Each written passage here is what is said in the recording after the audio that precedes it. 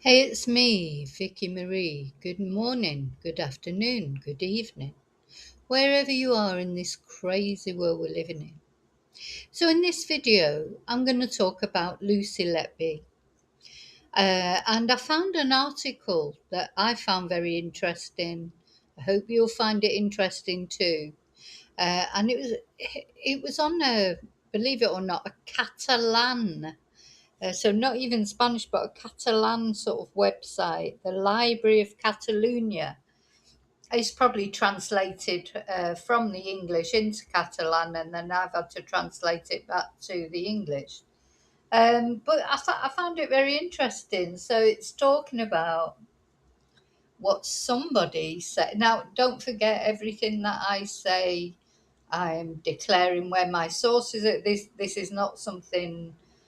I haven't been to Bronzefield prison and seen what Lucy Letby's life is like. I am just gleaning things off the internet that people say that I think you might find interesting.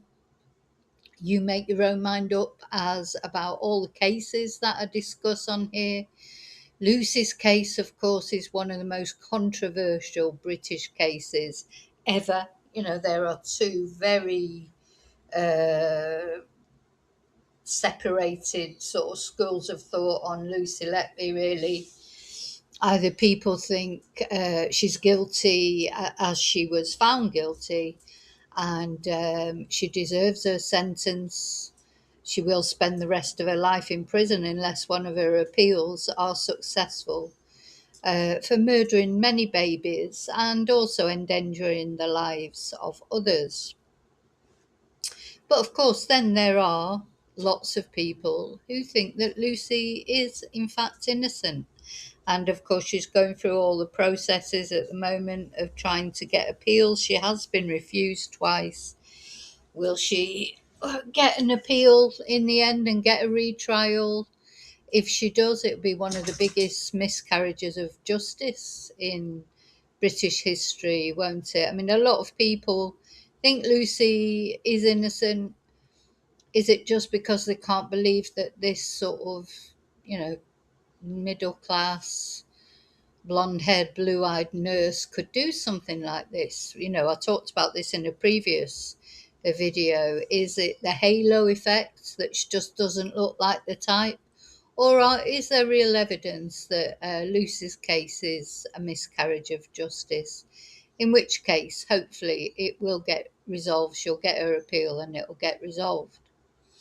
Meantime, she's in Bronzefield prison, and that's what we're going to talk about. What this person um, says that Lucy's life is like in this prison. And this article that I'm going to read out to you is by George Odling. And it was written last year, round about this time last year in 2025. So you have to take into account it's a year old, the article. But lots of people have spoken about what Lucy's life is like in prison, but a lot of it is probably speculation. But I think this particular article, um, you can see that this person has had information from an actual previous prison guard at Bronzefield, who you can presume knows something about how the circumstances, how Lucy's circumstances are. But also, we have to take into account that this particular prison guard, we'll see later when we talk about what they say, is no longer working there. So we have to take everything we see on the internet with a bit of a pinch of salt. We have to use our reasoning. We have to look up other information too. We can't just take verbatim everything we see on the internet, can we? But one thing we do know for sure is that Lucy is in Bronzefield prison. She is serving a whole life tariff. Unless her appeals are successful, she will never, ever come out of prison alive. That is the fact. And Lucy is only in her 30s. She's got a long way to go yet. So that's a long life she's going to be spending in prison, isn't it? If she doesn't get a successful appeal. But many people would say she deserves every day of it for what she did.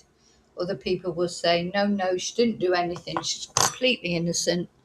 And, that's for you to decide what you think. I mean, she has been convicted, though. That's what I always just keep saying at this moment in time. She is a convicted baby killer. And until, if or when ever her sentence is overturned, she is guilty. She was found guilty. So that's what we're going to talk about. We're going to have a little chat about the prison itself, first of all, just to give it, so it's quite interesting prisons, aren't they, really, when you look into them. I'm going to try and spotlight some prisons and, some inmates as I have already looked a little bit at Monster Mansion, Wakefield Prison, which is a male prison, of course. I find the female prisons very interesting. I wonder what's more difficult, looking after a load of male prisoners or looking after a load of female prisoners. There's some very violent women, in prison. I don't think Lucy's a violent person. What she did was not violence in the sense of, going around stabbing people. Like Joanne Dennehy, is it? I don't know if she's in this prison or not. But yeah, and over the years, notorious prisoners that we read about. Of course, Myra Hindley was a prime example of a very notorious female prisoner. Got Rosemary West, who's still in prison, of course. So it's interesting, isn't it? And what are women like to look after in prison? Are they harder to deal with, easier to deal with?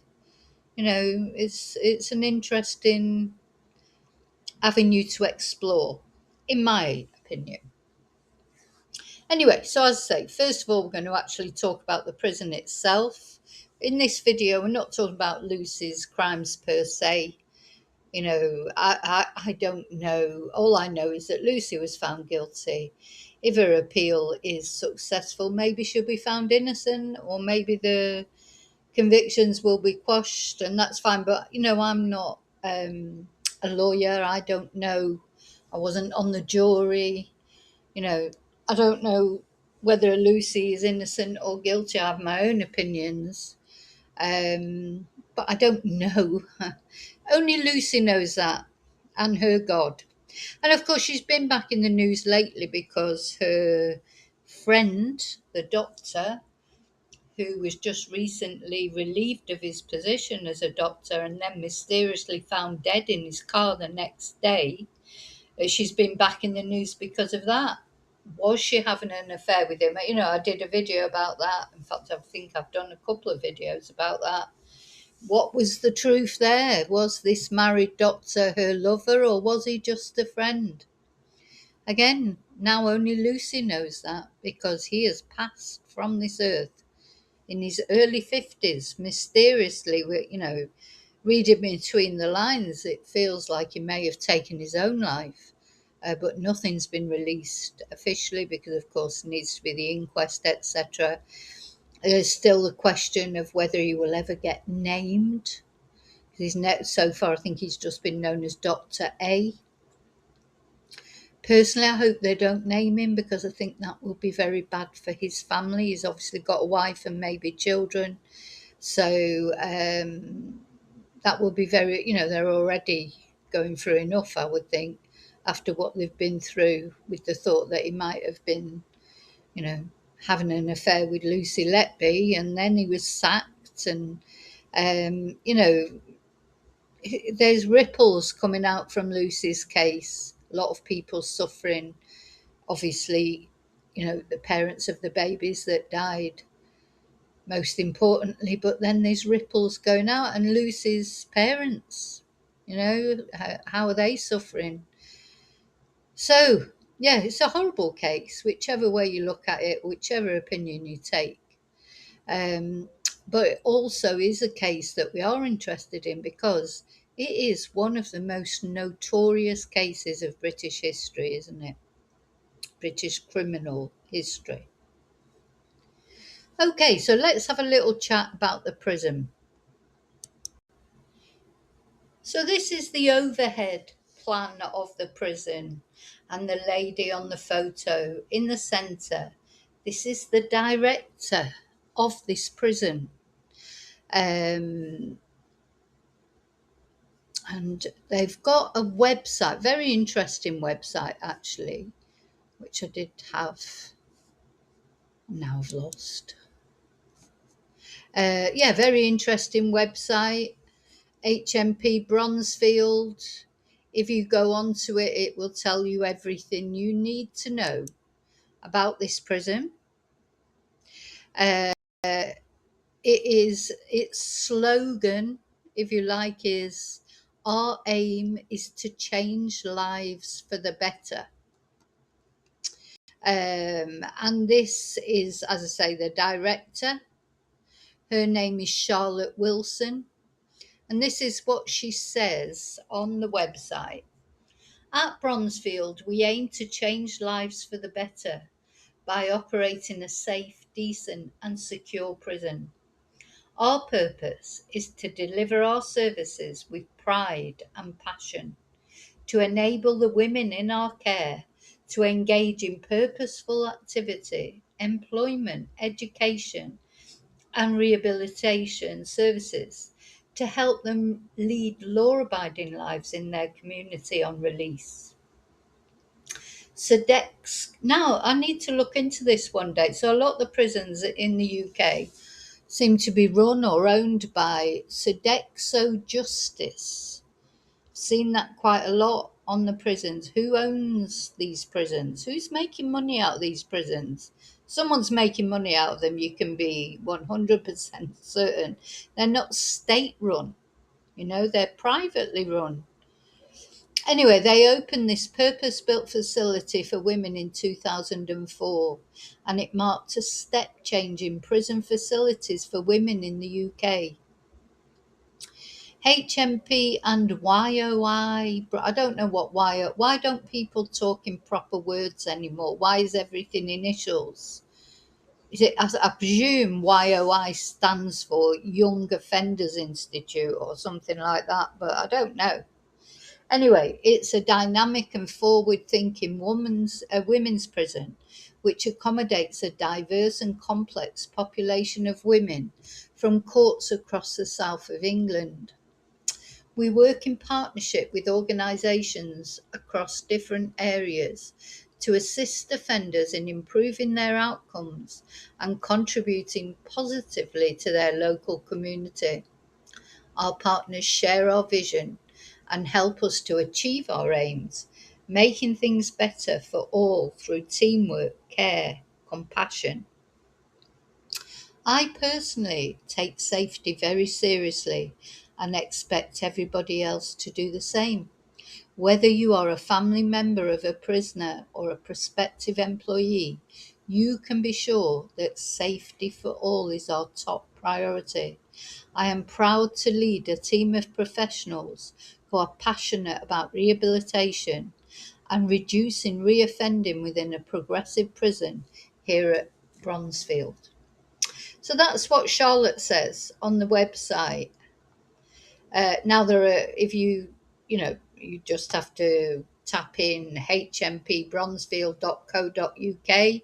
You'll get the phone number, you'll get the address. I presume you can contact prisoners if you wanted to send them a letter or whatever. I mean, I don't know. But as I say, their slogan is our aim is to change lives for the better.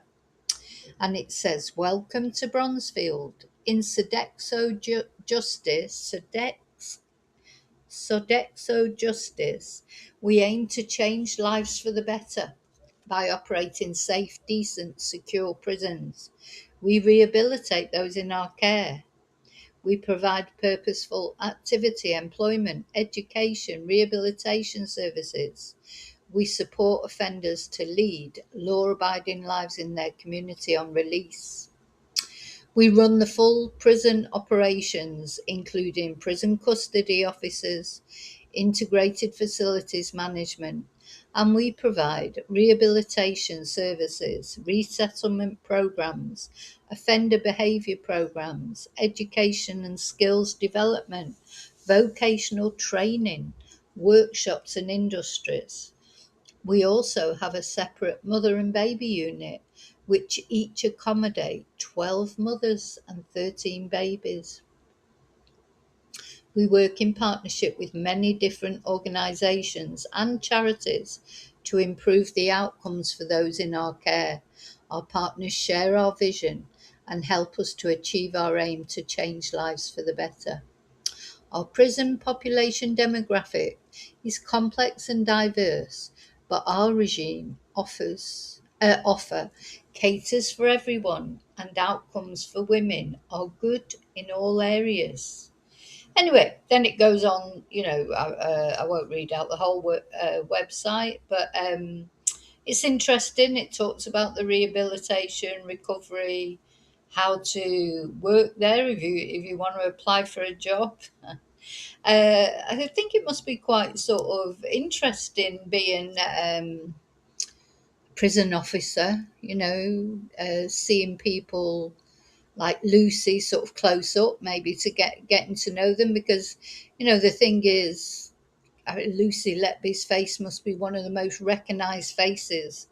It's probably even people who are not really that interested in true crime probably know about Lucy's case, certainly in the UK, and know her face. Um, but of course, we don't know her. We don't know her as a person. So to actually get to know her as a person would definitely be intriguing, wouldn't it? Any notorious prisoner, female or male. I was thinking particularly about Myra Hindley. Myra Hindley, she had almost a ball in prison, didn't she? She had an affair with a prison officer who tried to help her escape. I'd like to do a video on that one day, actually. She had Lord Longford trying to get her released. Like this woman who helped a man murder children. Because if Myra Hindley, if Ian Brady wouldn't have had Myra Hindley to lure these children into her car, because children are more likely to trust a woman, aren't they? Ian Brady, and there was Ian Brady following behind on his motorbike, and she would take the child up on the moors, knowing what Ian Brady was going to do to that child. She's a foul woman. And then you get do-gooders like Lord Longford. Yeah, it definitely deserves a video, this. Not about the actual murders themselves, I've done that.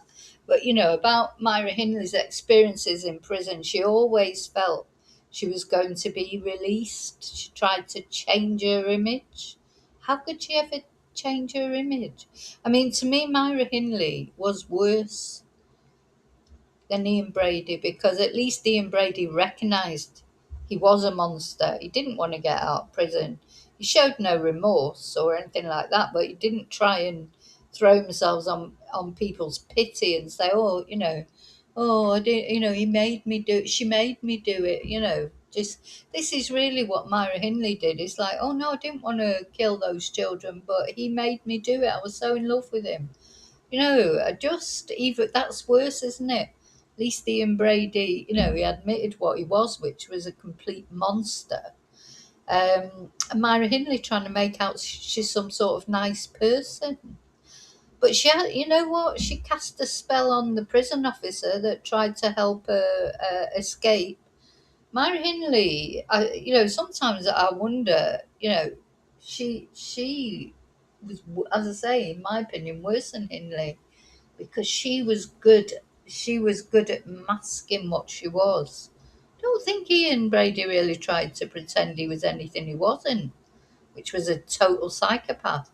But there's Myra, trying to be, I don't know, trying to be this nice person. But anyway, yeah, that's for another video. I'm definitely going to do that. Myra Hindley's experience in prison and how people tried to get her released even after all the terrible things that she did. How did you cast a spell on them? So that's the actual prison. Let's just see, actually, while I'm just talking about it. Um, there's a few inmates in there that we might know.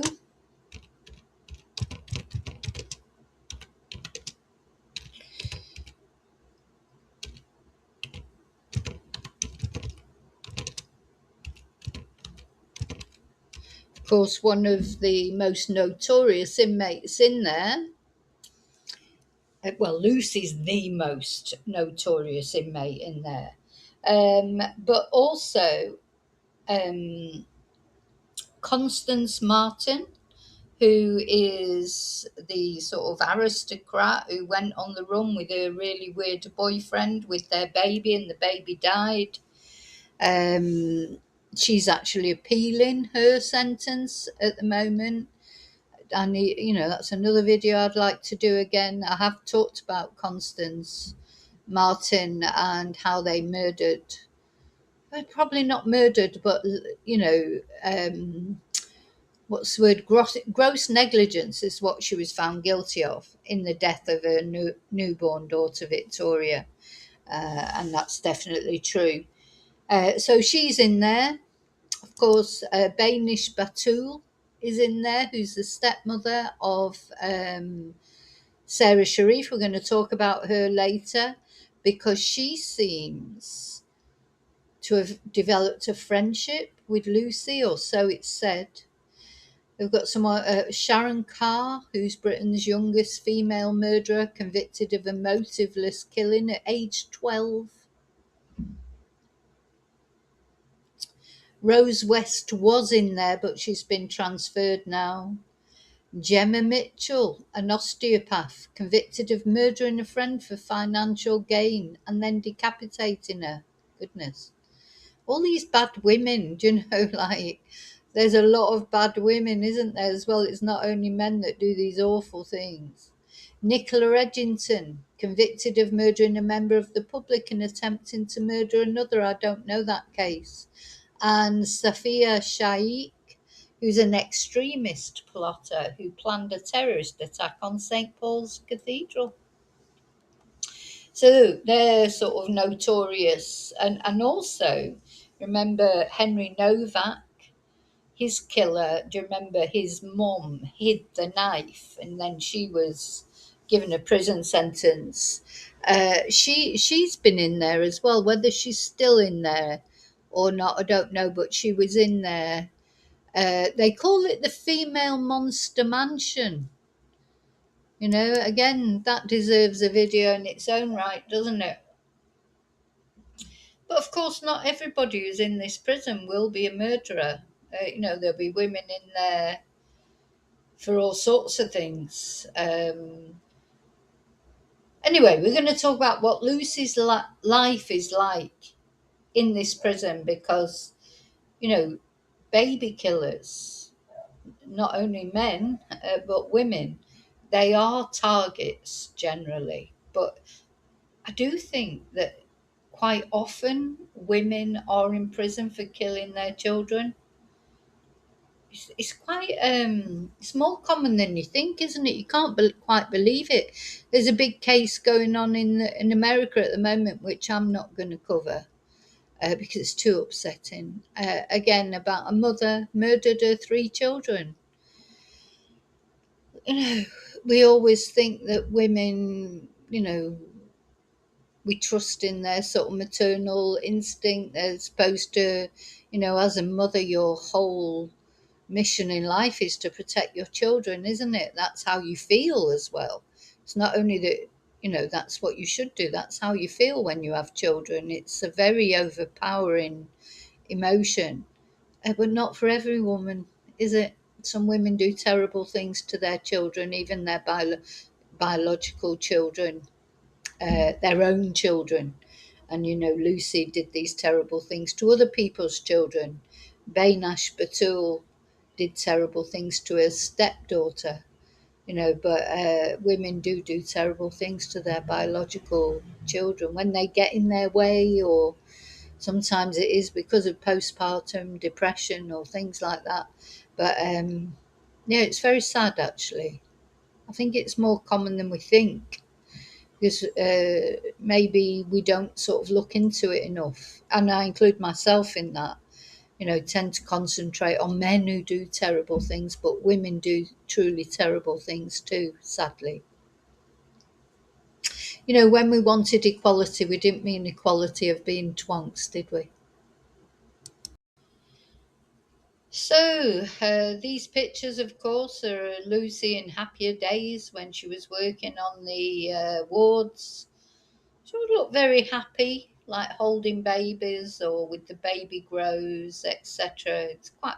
I personally find these photos quite chilling, but maybe it's just like a bias in my head because of what I think of Lucy. But yeah, I just want to tell you actually, because I think I forgot to tell where Bronzefield is. And it is in the south of England. It's in Ashford, in Middlesex. That's where the prison is. So, yeah, it's the female monster mansion. That's one of the reputations it's got. But it is a young offenders institution as well. So not everybody who's in this prison is a murderer. Um, yeah, interesting. Anyway, so let's start reading you this article. So, according to this man, George Odlin, as I say, a year ago, he said there's one cell in HMP Bronzefield's Unit 4 which is unlike all the others.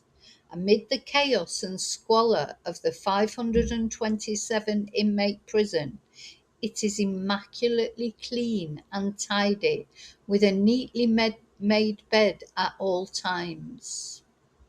Now, it's interesting this because you'll see that saying that Lucy apparently is very orderly.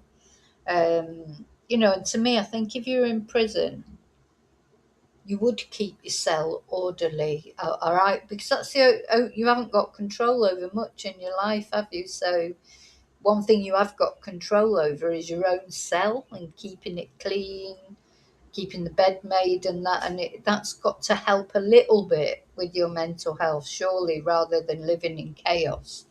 But anyway, so this is what this guy is saying. So many of the prisoners here don't even know how to do the basic things, like change their sheets or keep things clean. But her cell is always spotless, a prison source said. There isn't a thing out of place or a speck of dust. It feels eerily clean. It almost reminds me of a hospital ward. But that doesn't feel right to say for obvious reasons, but they said it anyway. The occupant of the most pristine cell in Europe's largest women only prison is, of course, not an average inmate. One of only 4 females in British history to be given a whole life order after being convicted of killing 7 babies and attempting to murder 7 more. Lucy Letby's case is extraordinary by any measure. Last week, the Daily Mail revealed that the former neonatal nurse had been fast-tracked to an enhanced prisoner status when she arrived, largely for her own protection. So she was fast-tracked, apparently, to enhanced prisoner status when she arrived at HMP Bronzefield, largely for her own protection. And for the first time, the mundane, tragic, and bizarre details of her life behind bars can be told in full.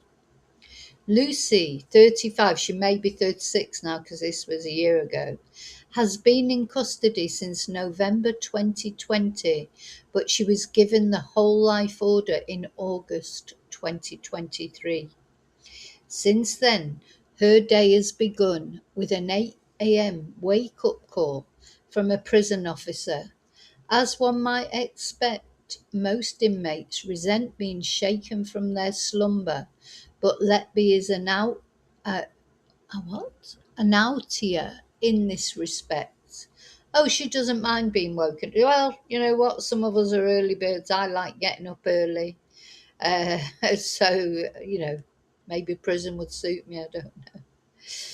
So by the time her door is unlocked, she is dressed, clean, ready to start her day, a source said.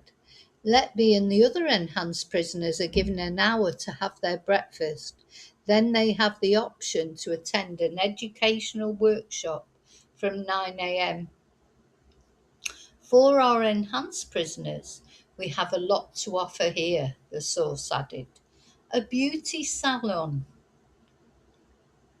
What? Barista training, various other educational workshops. Lucy can't always go for her own protection. She can't mix with some of the more dangerous inmates, but when she can, she takes advantage of the programs. Prison life is one of rigid routine, and Bronzefield, on the outskirts of Ashford in Surrey, and run by Sodexo Justice Services. I'm going to Google that in a minute. Sodexo Justice. Who's making the money out of these prisons? Is no different. Lunch at the jail, which was opened in 2004, is at midday on the dot. Dinner is served at 4:30 p.m. and Letby will be expected back in her cell by 7 p.m. So a cell at HMP Bronzefield. Inside hers, Letby has access to a television with Freeview channels and a DVD player, as well as books and films she can order from the library. HMP Bronzefield, which opened in 2004, is Europe's largest women-only prison, and it houses 527 inmates. Right, I'm just going to Google that Sodexo. You know, when you get to the bottom of these companies, who owns it? Company, let's see.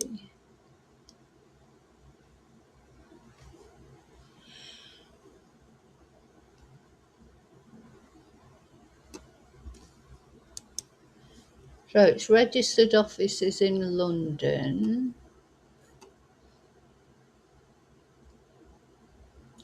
Who's the CEO? I mean, who's...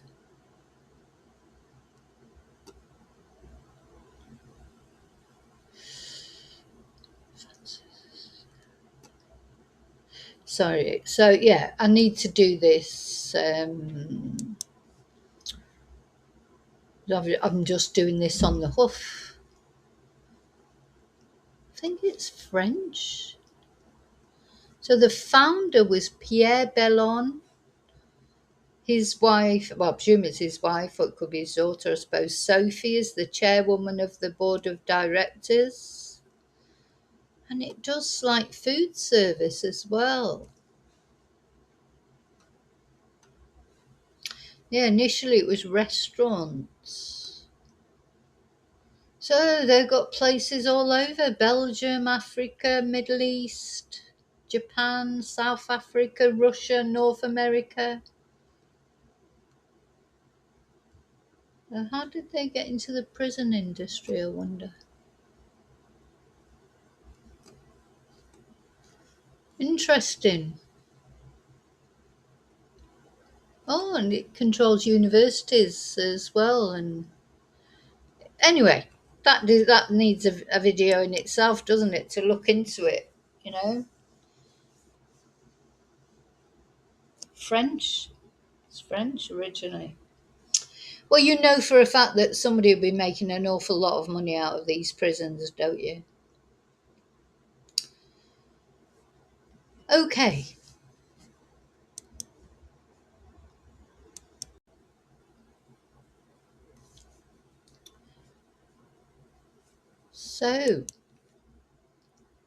so apparently, she gets these perks.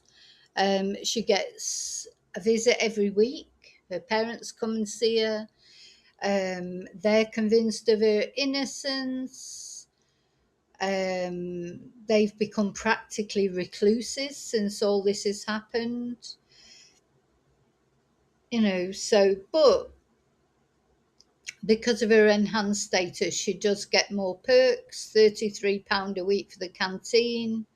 Standard prisoners only get £19.80, and those who are placed on basic as a punishment only get £5.50. So, compared to the usual prisoner, Lucy is a breeze apparently. She's easy to look after, which doesn't surprise me. Anything Lucy has done bad, she's done undercover, hasn't she? Like in secret, she's not an open rule breaker, is she?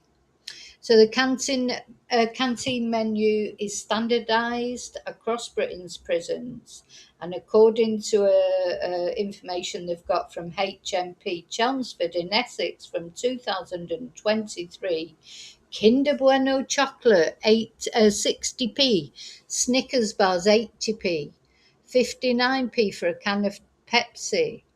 Also, you can get a bottle of herbal essences shampoo for £3.79, a box of 20 Earl Grey tea bags for £1.59, and a burgundy pillow cover at £2.89. And the only people that are said to have visited Letby in the prison, aside from her parents, are members of her legal team who were in more often than any other inmate. So, of course, it's all going on. Lucy's still trying to appeal, isn't she? She has a lot of legal visits, which is unusual for a convicted prisoner, they added. Obviously, staff can't be part of these meetings, but there's a lot of talk about what might go on in them, and the frequency of these visits leaves little doubt that Letby is orchestrating the ongoing battle to clear her name from her prison cell. Yeah. And despite the fact she has twice had applications to challenge her convictions rejected by the Court of Appeal, she appointed a new legal team in September last year.